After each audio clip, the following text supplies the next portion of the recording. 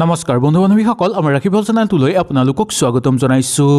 ঘৰত লং দি কৰক আপোনালোকে এই এটা কাম। এমাহৰ ভিতৰতে আপোনালোকে ইয়াৰ ফল দেখিবলৈ পাব।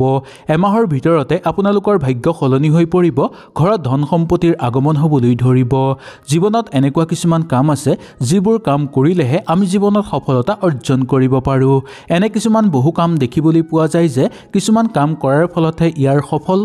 বা ইয়াৰ পোনপটীয়া ফল আমি লাভ কৰিবলৈ সক্ষম হওঁ। এনে কিছুমান মানুহ আমাৰ সমাজত বহুবাৰ দেখিবলৈ পোৱা যায় যে বহু কষ্ট কৰিও এওঁলোকে বহু বেছি পৰিমাণে ধন উপাৰ্জন কৰিব নোৱাৰে। ইয়াৰ বিপৰীতে কিছুমান এনে মানুহ দেখিবলৈ পোৱা যায় যে খুব কম কষ্ট কৰিয়ে বহু ধন উপাৰ্জন কৰিব পাৰে। তেওঁলোকৰ দৰে আপোনালোকে যদি ধন ঘটিব বিচাৰে বা আপোনালোকে যদি কিবা কাম কৰিব বিচাৰে তেনেহ'লে ঘৰত কৰক আপোনালোকে মনে মনে এই এটা বস্তু। এই দিনত আপোনালোকে মনে মনে ঘৰত এই এটা বস্তু জ্বলাব। ইয়াৰ ফলত দেখিবলৈ পাব যে আপোনালোকৰ ঘৰত সুখ শান্তি বিৰাজ হোৱাৰ উপৰিও ঘৰত ধন সম্পত্তিৰ বিৰাজ বা ধন সম্পত্তিৰ আগমন হ'বলৈ ধৰিব। আহক তেনেহ'লে এই ভিডিঅ'টোৰ যোগেদি আমি সুন্দৰভাৱে জানি লওঁ। যদি ভিডিঅ'টো ভাল লাগে লাইক এটা কৰি আমাৰ মনোবল বঢ়াব আৰু আপোনালোকৰ বন্ধুবৰ্গৰ লগত শ্বেয়াৰ কৰি তেওঁলোককো উপকৃত কৰিব। বহু দিনৰ পৰা কিবা কাম ৰৈ আছে, যিমান চেষ্টা কৰিও সেই কাম আপোনালোকে সম্পূৰ্ণ কৰিব পৰা নাই। বন্ধুবৰ্গৰ সহায় লৈছে বা ঘৰৰ মানুহৰ সহায় লোৱাৰ পিছতো সেই কাম আপোনালোকে সম্পূৰ্ণ কৰিব পৰা নাই। আপোনালোকে ভাবি পোৱা নাই যে ক'ত মোৰ ভুল হৈছে বা ক'ত মোৰ অশান্তি হৈছে বা ক'ত মোৰ কাম ৰৈ গৈছে। সেইকাৰণে এই কাম যদি আপোনালোকে ঘৰত কৰে তেনেহ'লে বা এই প্ৰতিকাৰ যদি আপোনালোকে ঘৰত কৰে তেনেহ'লে সকলো আধৰুৱা কাম আপোনালোকৰ সম্পূৰ্ণ হৈ পৰিব আৰু যি কাম আপোনালোকে কৰি আছে সেই কামতো আপোনালোকে সফলতা অৰ্জন কৰিব পাৰিব। ৰাতিপুৱা শোৱাৰ পৰা উঠাৰ পিছত আপোনালোকে গা ধুই মন্দিৰলৈ গৈ কফুৰ টুকুৰা দুটামান লৈ যাব আৰু লং লৈ যাব। পূজা কৰাৰ সময়ত লং আৰু কফু একেলগে আপোনালোকে জ্বলাই ল'ব। ইয়াৰ পৰা সকলো ৰৈ থকা কাম আপোনালোকৰ হৈ পৰিব আৰু নোহোৱা কামো আপোনালোকৰ সুচাৰুভাৱে হৈ পৰা দেখিবলৈ পোৱা যাব। আপোনাৰ ঘৰত পইচা অহাৰ আৰম্ভ হ'বলৈ ধৰিব। যদি আপোনালোকে কোনো মন্দিৰলৈ যাবলৈ অসুবিধা পায় তেনেহ'লে আপোনালোকে ঘৰৰ মন্দিৰ বা ঘৰৰ যিকোনো শুভ জেগাত আপোনালোকে সেই লং আৰু কফু একেলগে জ্বলাই ল'ব পাৰে। ইয়াৰ ফলতো আপোনালোকৰ ঘৰত শুভ প্ৰভাৱ পৰিবলৈ ধৰিব। এই লং আৰু কফু একেলগে যদি জ্বলাই ৰাখে তেনেহ'লে ইয়াৰ ফলত আপোনালোকৰ ঘৰত থকা সকলো বাস্তুদোষ সমাপ্ত হৈ পৰিব। লগতে আপোনালোকৰ ঘৰত যদি কিবা বেয়া শক্তিয়ে বাস কৰি আছে তেনেহ'লে সেই বেয়া শক্তিও আপোনালোকৰ ঘৰ এৰি গুচি যাব। লং আৰু কফু জ্বলোৱাৰ ফলত আপোনালোকৰ ঘৰলৈ শুভ শক্তিৰ আগমন ঘটিবলৈ ধৰিব আৰু বিশেষকৈ মা লক্ষ্মী আপোনালোকৰ ঘৰলৈ আকৰ্ষিত হৈ পৰিব, যাৰ ফলত মা লক্ষ্মীৰ পৰম কৃপা লাভ কৰাৰ উপৰিও আপোনালোকৰ ঘৰত সকলো সুখ শান্তি বা সকলো ফালৰ পৰা আপোনালোকৰ ঘৰত সফলতা নামি অহা আপোনালোকে নিশ্চয় দেখিবলৈ পাব। আপুনি যদি কিবা ডাঙৰ কামত হাত দিব বিচাৰিছে আৰু ভয় খাই আছে, সেই কাম আপোনালোকে হাত দিয়াৰ পিছত যদি কামটো সম্পূৰ্ণ নহয়, কিবা কাম আধৰুৱা হৈ আপোনালোকৰ ৰৈ আছে, আপোনালোকৰ পইচাৰ কাৰণে অভাৱ হৈছে, তেনেহ'লে ঘৰত কৰক আপোনালোকে এই এটা প্ৰতিকাৰ। এই প্ৰতিকাৰ কৰিলেই আপোনালোকৰ সকলো সমস্যা সমাপ্ত হৈ পৰিব। আহক এতিয়া আমি প্ৰতিকাৰটোৰ বিষয়ে জানি লওঁ। ঘৰৰ সন্মুখত আপোনালোকে 2 টুকুৰা লং আৰু 2 টুকুৰা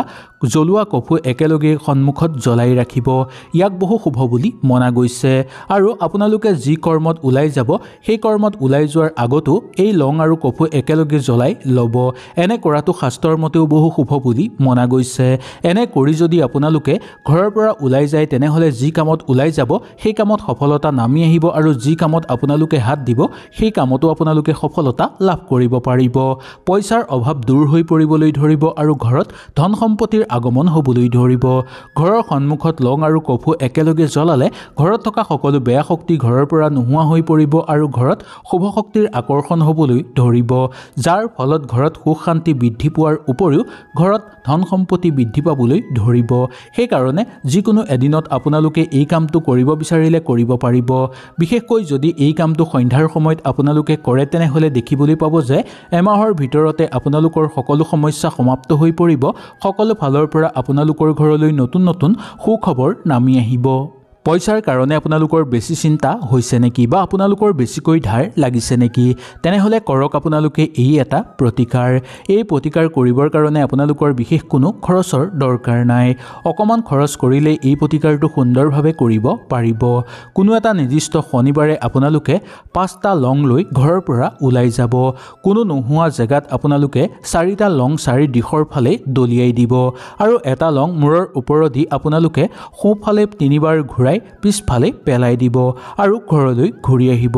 মূৰৰ ওপৰেদি পেলাই দিয়া লংটোৰ ফালে যাতে আপোনালোকে ঘৰলৈ ঘূৰি আহোতে নাচাই তাৰ প্ৰতি লক্ষ্য ৰাখিব আৰু বিশেষকৈ পিছলৈ আপোনালোকে ঘূৰি নোচোৱাকৈ ঘৰলৈ আহিব আৰু এই কথাটো আপোনালোকে কাকো নকব এনেকৈ কৰিলে আপোনালোকৰ ঘৰত চলি থকা সকলো সমস্যা সমাপ্ত হৈ পৰিব পইচাৰ অভাৱ আপোনালোকৰ দূৰ হৈ পৰিব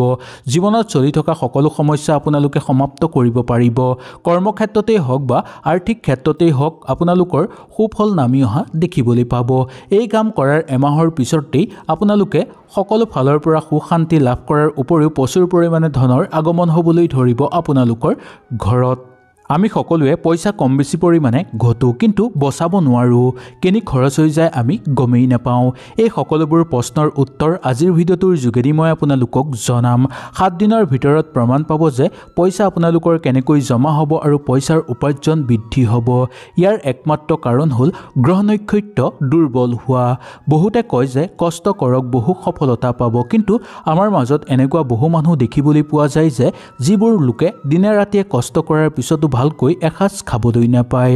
আৰু এনে কিছুমান মানুহ আমাৰ সমাজত দেখিবলৈ পোৱা যায় যে যিসকলে অতি কম কষ্ট কৰাৰ পিছতো বহু অৰ্থ উপাৰ্জন কৰিব পাৰে এইটো কাম কৰক সোনকালে আপোনালোকে ফল পাব ফল দিব মানে এইটো নহয় যে আজি কৰিলে আজিয়ে আপোনালোকে ফল পাব অলপ সময় লাগিব কিন্তু আপোনালোকে নিশ্চয় ফল পাব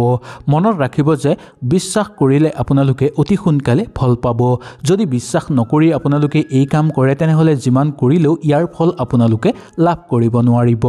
কোনো এটা শুক্ৰবাৰৰ দিনা ভাটিবেলাৰ সময়ত আপোনালোকে সুন্দৰভাৱে গা ধুব আৰু মা লক্ষ্মীৰ আগত বা মা লক্ষ্মীৰ ফটোৰ আগত আপোনালোকে ঘিউৰ চাকি এটা জ্বলাই ল'ব তাৰ পিছত বাওঁ হাতত আপোনালোকে 2টা লং ল'ব আৰু এটা মন্ত্ৰ আপোনালোকে উচ্চাৰণ কৰিব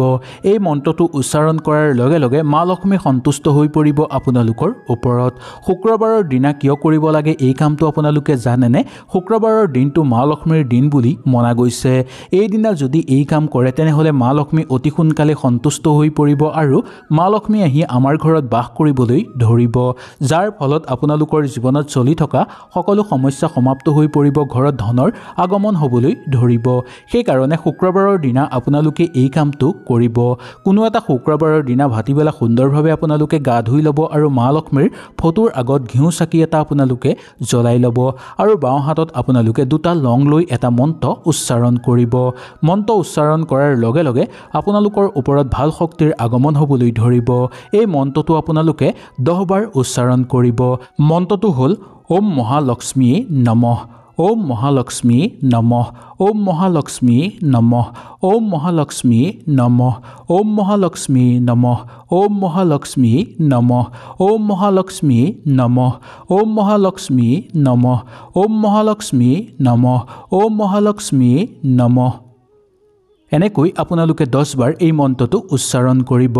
মন্ত্ৰটো উচ্চাৰণ কৰাৰ পিছতেই আপোনালোকে দেখিবলৈ পাব যে আপোনালোকৰ জীৱনৰ পৰা সকলো সমস্যা সমাপ্ত হৈ পৰিব আৰু লগতে মা লক্ষ্মী সন্তুষ্ট হৈ পৰিব আপোনালোকৰ ওপৰত ইয়াৰ ফলত আপোনালোকৰ সকলো মনৰ আশা পূৰ্ণ হৈ পৰিব সকলো ফালৰ পৰা আপোনালোকৰ ঘৰত সুখ শান্তি নামি আহিব আৰু ইয়াৰ প্ৰমাণ আপোনালোকে এমাহৰ ভিতৰতে লাভ কৰিব